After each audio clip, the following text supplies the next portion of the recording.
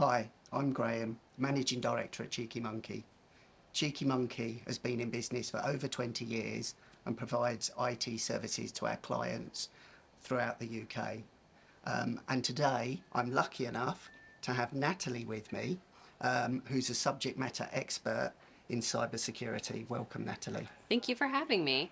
We've seen some incidents where people change bank details to try and get people to pay bills to different Yes. accounts.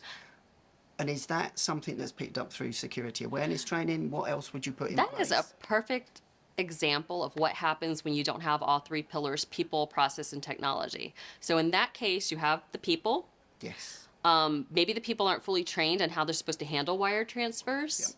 And you have the technology to complete the wire transfer, but you're most likely missing the processes that say this is specifically how you do this. Like you never change the routing number for a payment over such and such a figure without going to the VP of finance, for instance.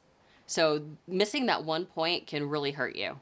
And that's where you see things like that. People don't have the process and procedure down for how they're supposed to make that change and then wire money. Because you do see it where money gets wired to the wrong place. Yeah, and you talked about the people training piece. Are you seeing people and businesses build that into their HR policies? Yes, HR policies, security awareness training, trying to keep the secure, maybe phishing testing where they send out fake phishing emails and, they report, see who needs like remedial security awareness training. Okay, some additional support. Yeah. Yeah. Yeah. Okay. And I mean, just training on the processes and procedures that a business should use. Like, under what circumstances, again, do I change that financial information? Under what circumstances do I allow someone who's wearing, I believe here it's a yellow vest Yeah. and a hard hat and a clipboard, should I let that person into a secure area?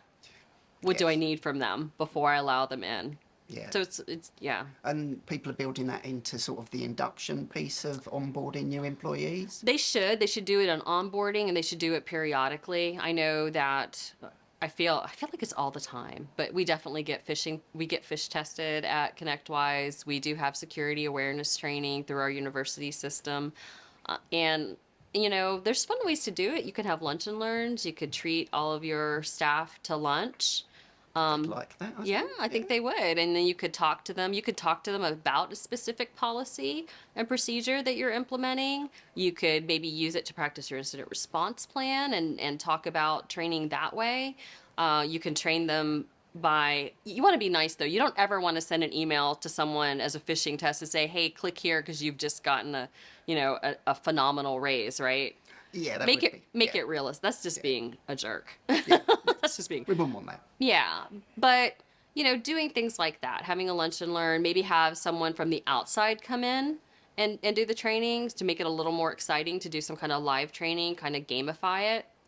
Yeah, I've heard there are certain games that you can play to test incident response. There are, yeah.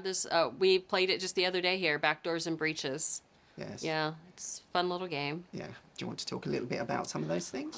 Sure. Yeah. So you don't have to have if you want to practice with your team kind of what an incident response plan session looks like, and you don't want to go through creating up a whole scenario, it's a little card deck, and it's available online.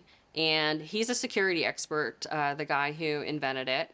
And it's a little game where it has prepackaged incidents that have happened, and then there are responses. And just to add a little fun, you use a little 20-sided die. So if I could be a geek for a Okay. moment, Yeah. like Dungeons and Dragons. Yeah. So you have like an incident master instead of a dungeon master, and they draw the incident card and they say what happened, and the others have he draws a bunch of cards. He draws the incident and he draws what actually happened, what was breached, whatever, and then they pick responses like I should use my SIM, or I should analyze the logs, or I should look at my EDR.